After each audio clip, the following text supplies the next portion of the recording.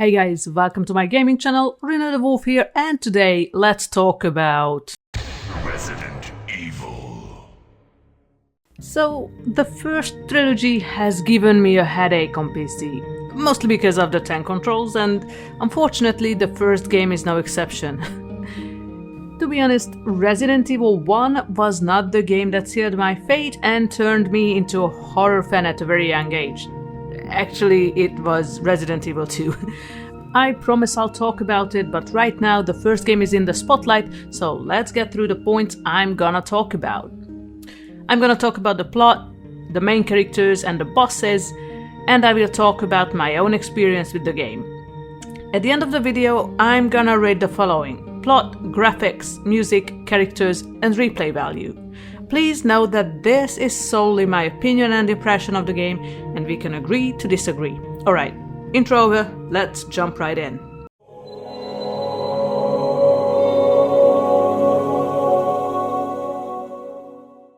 Our adventure begins on the night of 24th of July 1998, one night after the events of Resident Evil 0. STARS, Special Tactics and Rescue Service, has been assigned to investigate a series of cannibalistic homicides which happened in the Arklay Mountains. The force was split into two teams, and Bravo team started the mission the previous night, had ceased radio contact, the Alpha team was also deployed, and the investigation of their disappearance was added to the mission. Alpha team finds Bravo team's derelict chopper on the ground and identifies the body of its pilot, Kevin Dooley. There's no sign of the other team members, including the co-pilot, Edward Dewey. We do remember him from Zero, right? Edward! During the search, Alpha team's Joseph makes a shocking discovery, and then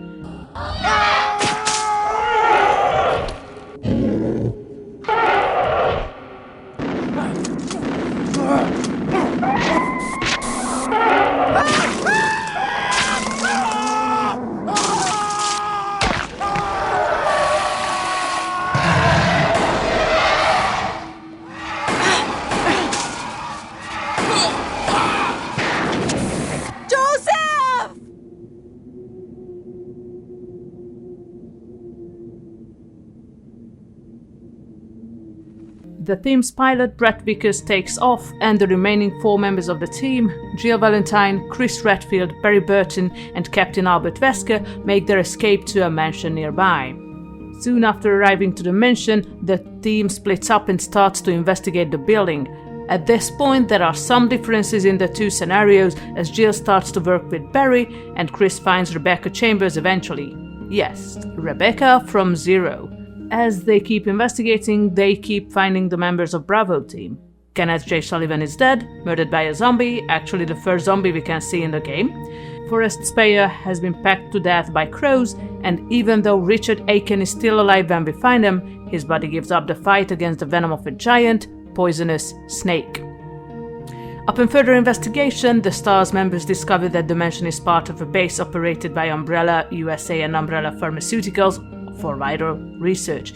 Another important point is that the escaped mutants are the result of a mutagenic virus that included a murderous insanity due to brain damage and radical hormonal changes. There is a building nearby the mansion which was used as a dormitory for lab workers, however, now it's the home of a giant plant, Plant 42. It's a research specimen that ran amok during an accident and attacked the staff, and using its IVs and drained their blood. The basement is flooded so the mutant plant could grow. Oh, and there are some sharks in the basement. However, if we're smart enough, we can avoid them. In the courtyard's underground area, the STARS officer finds the injured Bravo team captain, Enrico Marini, who believes there's a traitor in the force, but then... Hell. Umbrella. The investigation comes to a close after moving to the laboratory. During the investigation, the nature of the virus is finally understood. It's been part of illegal bioweapons research. In addition, disregarding the Bioweapons Convention, this was ordered on behalf of the US military. During an accident, the latest virus, Epsilon, got leaked, and as the staff got infected, they were unable to maintain the facility, and this allowed the BOWs to escape.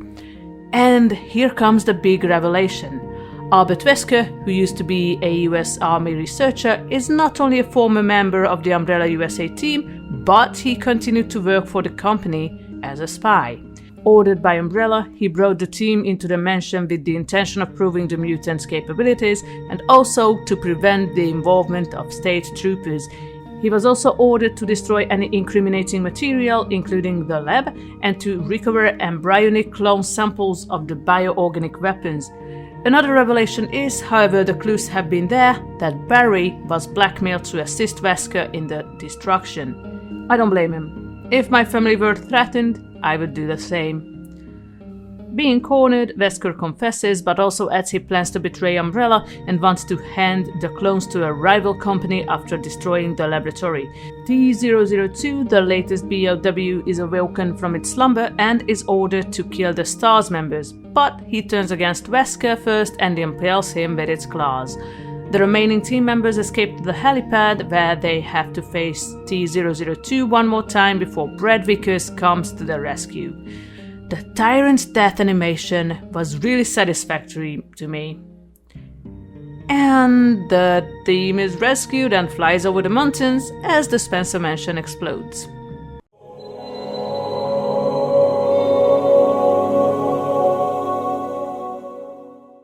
I could talk about the whole team, but I will only go through the major characters or the ones who made an appearance in future games.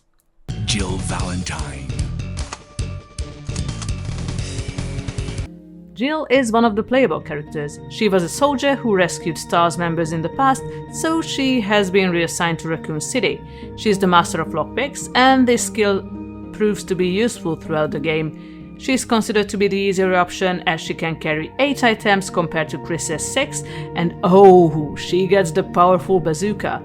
Yes, I suck at inventory management, I know, I love Jill. She's a badass, and even though Resi 1 was not my first Resi game, I actually played it much after its release. I definitely crushed on her in Resi 3. She was one of my first video game character crushes. Chris Redfield.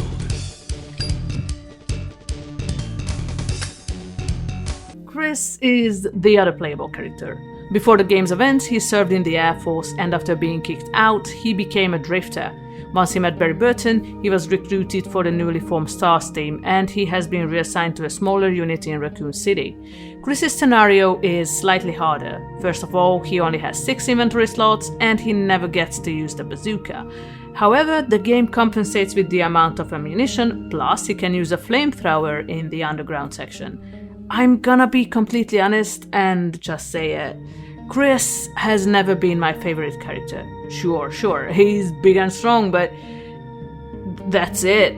Personality-wise, I don't like him at all. Sticking to the plot of the first game only, he's mission-oriented, and for me, it was hard to see his emotional side. And it totally put me off. But this is only a personal preference, so... Barry Burton. Barry is Chris's old friend and partner. He used to be a member of the SWAT team and now supplies and maintains weapons for the STARS members. He's led many successful projects. By the events of the first game, he has over 16 years of experience. He helps Jill in the game. He either leaves ammo behind for her or pulls her out of sticky situations. However, originally Wesker blackmailed him to try to eliminate the STARS members, but by the end of the game, he realizes it was wrong. I mean, I'm not even mad at him. If someone were to threaten my family, most probably I'd do the same. And he's a big, soft, daddy character for me, who really cares for his teammates, and he's one of my favorite Resi characters. But don't get any dirty ideas there, guys. Rebecca Chambers. Rebecca is the youngest member of the group. She's a medic, and she has been recruited for her knowledge of first aid and field medicine. She is nervous and shy around other team members, not only because of her age, but her lack of experience as well. Chris and Rebecca cross paths in the game, and she proves to be useful.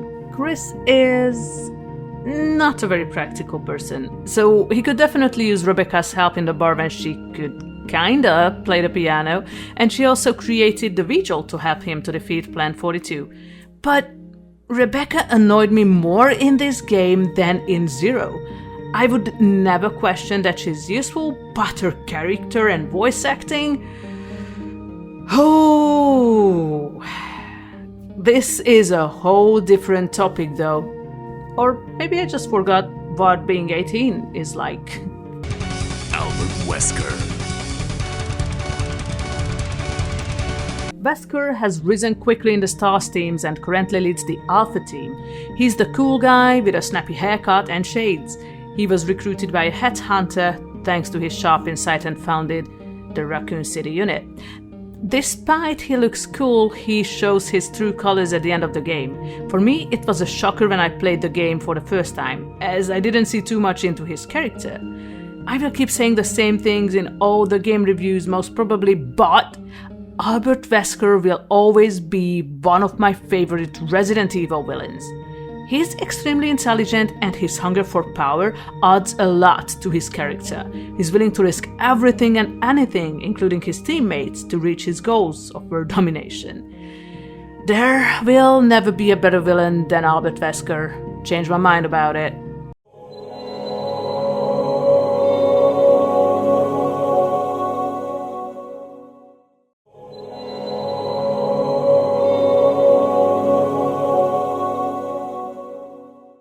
This gigantic snake is the first boss fight in the game, and we have to face it not once but twice actually.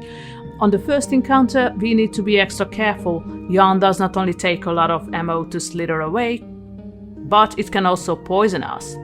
Ask Richard about it.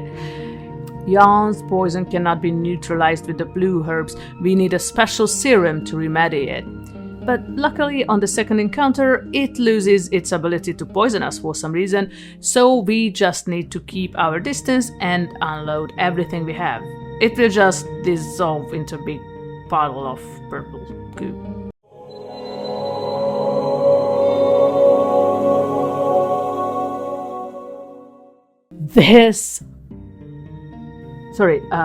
Let me start over. The Black Tiger. The mother of all spiders. Would you please be so kind and go Sorry. I have massive arachnophobia, so this one has more speed, strength, and speeding range than the smaller ones. Actually, despite its size, this boss fight is not that hard, to be completely honest. For Jill, using flame or acid rounds with the bazooka does the trick, while for Chris, using the shotgun or the Colt Python will take only a few shots to defeat this abomination. However, be careful with the shotgun or the Magnum.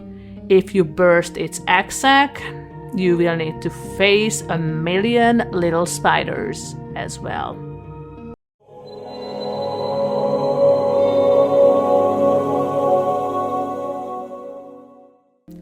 So we already met a tyrant in Resi 0, T001, so this time we have to face T002.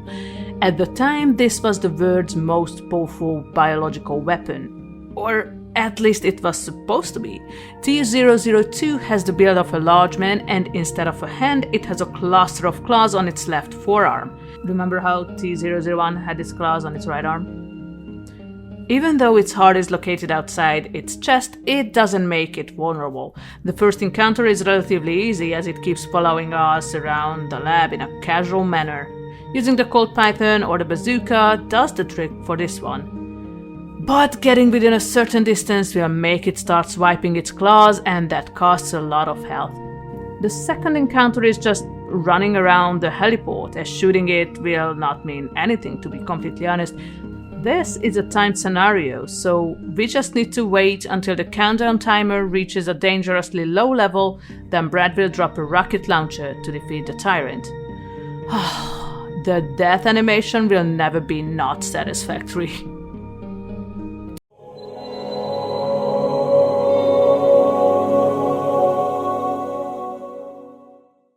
Despite the difficulty of the game, I will always love this one.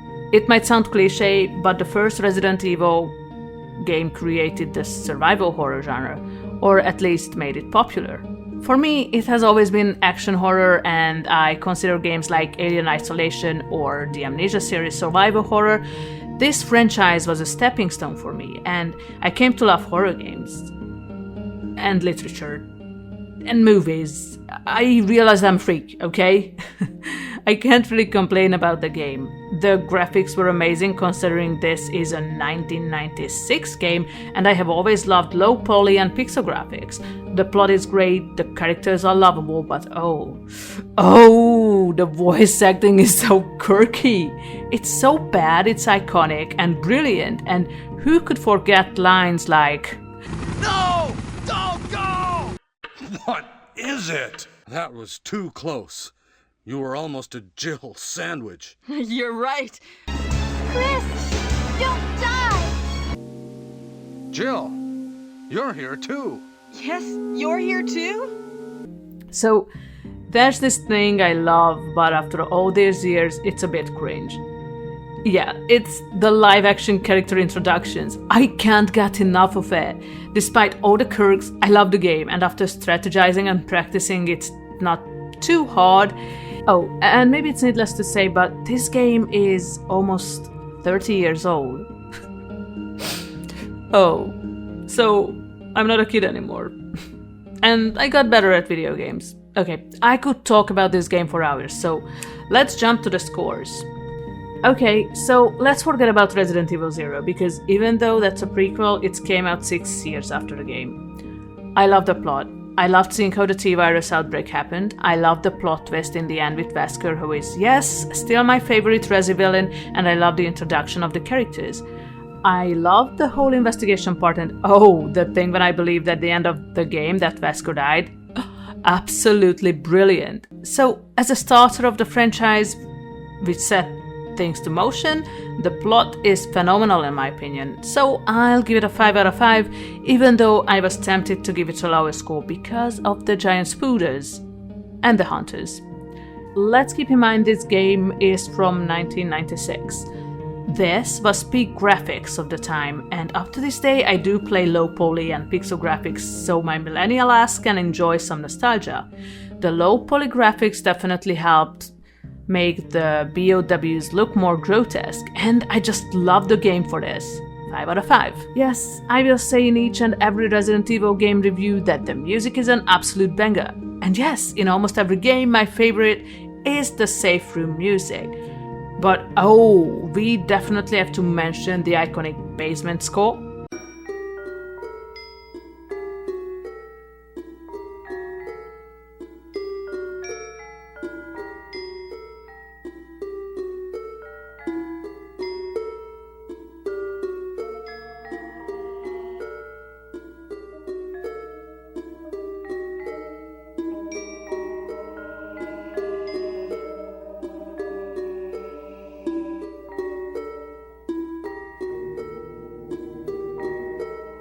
And of course, one of my favorite boss fight themes, Plant 42.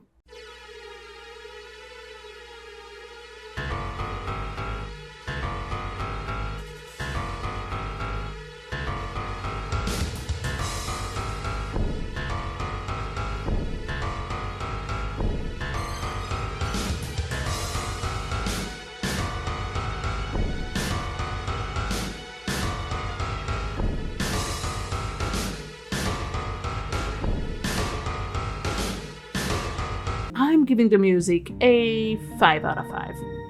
Gotta admit, not all of the characters became my favorite during the years, but I'll try to talk about my impression of the first game only for the time being. I loved Jill in this one. We needed some strong female leads in the 90s too. She's an absolute badass in this game, and if we go with her campaign, she proves she's worthy of being a STARS agent. Talking about strong women, I hated how the devs treated Rebecca in the first game. Sure, she's young and officially this was her first mission. She's extremely intelligent and not supposed to be a helpless little girl. Chris treated her like she was nothing but a little girl out on an adventure and in danger. So, since I already mentioned him, let's talk about Chris. He couldn't convince me. Not even in the first game. Sure, his campaign was more difficult, but he brought nothing but the cliché strong guy to the table. I get it. In the 90s, the good guys were often depicted as big, strong airheads, and I have always hated that cliché. Unfortunately, Chris's character didn't develop much in future games, but more about that in other reviews. I have to admit my never-ending love for Barry. He's a daddy.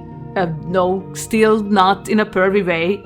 I actually love how he cares deeply for his teammates, but on the other hand, he'd also do anything for his family. I loved how he realized he was wrong for giving in to Wesker and knocked him out. Talking about him, here's the debut of my favorite villain. He's cool and mysterious, extremely intelligent, but yeah, maybe he was a little bit overconfident. I could talk about the characters for hours, so before that happens, I give them a 4 out of 5 because of 2 reasons. The way the devs treated Rebecca in this game, and second, Chris. He's way too cliché. If you can get used to the tank controls and you wanna feel old, the game is perfect for an annual replay with the rest of the franchise. I know, I love whining about the tank controls and the difficulty, but it doesn't mean I hate this game. In fact, I revisit it every year to dose up on nostalgia and see the characters at the beginning of their careers, and of course, to jump into the lore of the franchise. A 4 out of 5, just because of the tank controls and difficulty. Okay, this was a longer review than I thought, but since I'm still a rookie at this, I still have a lot to learn, so please share your opinion in the comments, and even though it will take a while, please let me know if you prefer short or long plot summaries, because it's still one of my biggest dilemmas regarding the game reviews. I know, this game has no extra modes, so just let me know if you love or hate it. If you're watching this video right when it comes out, please be patient, soon enough the gameplay is going to be available, commentary and non-commentary version. Please feel free to check out my plans, I left you a link in the description, and let me know which game you want me to play and have a review of next. Okay, I think it was way more than enough of my ramble, so if you like this video, please consider giving it a good old thumbs up and wreck that subscribe button. It costs you nothing, it means a lot to me, and I hope to see you in the next video. Bye!